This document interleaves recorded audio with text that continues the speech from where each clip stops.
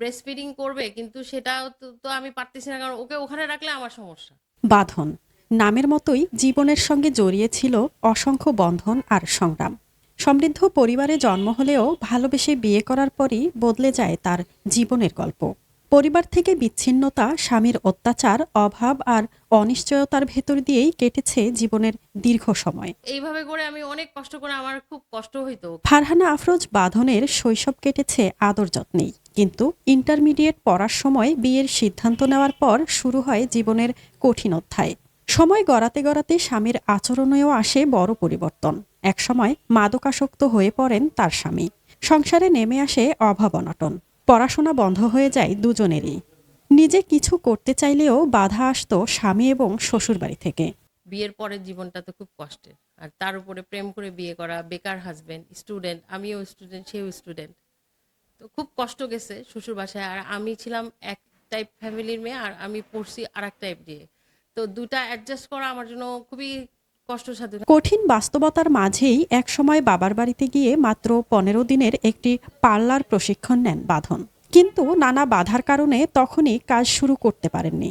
পরে স্বামীকে বুঝিয়ে রাজি করিয়ে শুরু করেন ছোট্ট একটি বিউটি পার্লার। ২০০৬ সালে কিছুটা সচ্ছলতা ফিরতে শুরু করলেও সুখ স্থায়ী হয়নি। আমাদেরকে হিংসা করতে, এবং যে কোনো কারণে উনি একটু সমস্যা ছিল, আমরা একটা বিষয়ে সালিশ করতে গিয়ে ওনাদের সাথে ওনাদের বিরুদ্ধে চলে যাই।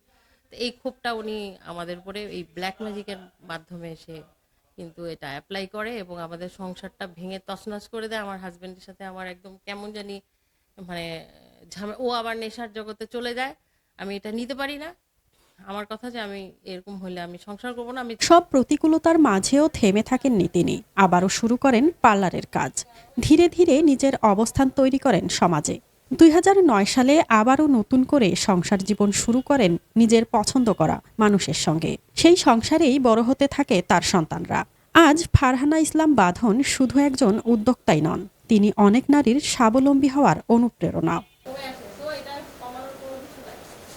তার এই পার্লারে প্রশিক্ষণ নিচ্ছেন অনেক তরুণী। তারা বলছেন, পুরুষতান্ত্রিক সমাজে নিজেদের অবস্থান তৈরি করতে নারীদেরও দক্ষতা অর্জন করে স্বাবলম্বী হওয়া জরুরি। সরকার যেহেতু আমাদেরকে কিন্তু মেয়েদেরকে অনেক সুযোগ সুবিধা দিয়েছে, কিন্তু আমরা সেই সুযোগ সুবিধাগুলো ভোগ করতে পারছি না। জব করার পাশাপাশি আমার মনে হয়েছে যে আমি এই জবের পাশাপাশি যদি একটা উদ্যোক্তা হতে পারি, নিজের একটা পার্লার দেব।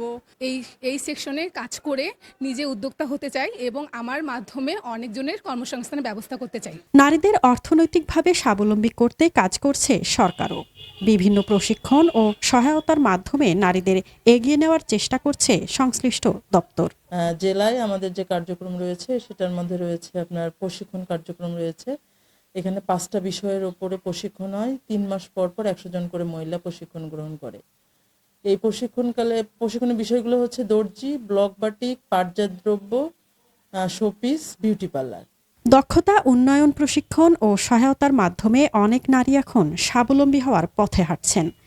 আর সব বাধা পেরিয়ে বাঁধনের মতো নারীরাও হয়ে উঠছেন অন্যদের জন্য অনুপ্রেরণা।